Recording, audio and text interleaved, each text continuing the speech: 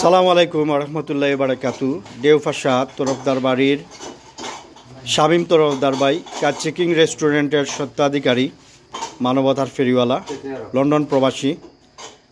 আজকে তার বাড়িতে আমরা আসছি। আসার পর দেখলাম যে এলাকার সুবিধা বঞ্চিত মানুষ এবং সর্বস্তরের মানুষের জন্য উনি যে ব্যবস্থাটা করলেন, যে কোনো বিয়ে, কোনো অনুষ্ঠান, সিন্নি সালাতের জন্য যারা এই যে বিয়ের যে বাসনার যেগুলি সিরামিক কাপ, প্লেট, বাটি, গ্লাস, চেয়ার, টেবিল উনি নিজ উদ্যোগে ক্রয় করে বাড়িতে রেখে দেন এবং ওনার বাড়িটাও রেখে দিয়েছেন যাতে এলাকাবাসী যারা কমিউনিটি সেন্টারে যাওয়ার সামর্থ্য নেই তারা এগুলি ব্যবহার করতে পারেন ওনার বাড়িসহ।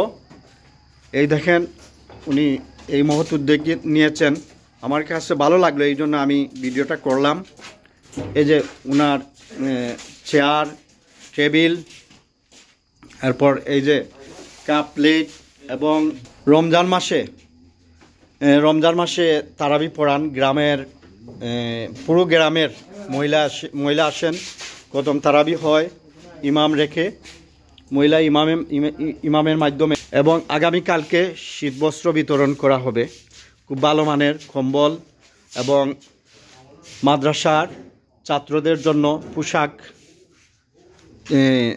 এই যে তরফদার ফাউন্ডেশন থেকে ওনার পরিবারের পক্ষ থেকে এটা একটি মহতি উদ্যোগ দেখে আমার অনেক ভালো লাগলো।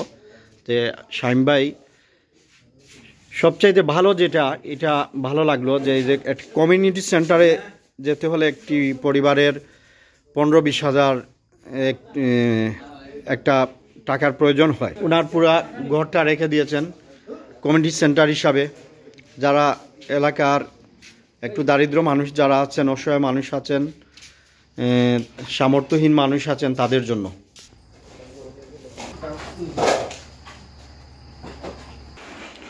কোরআন শরীফ পড়ার শিক্ষার ব্যবস্থা।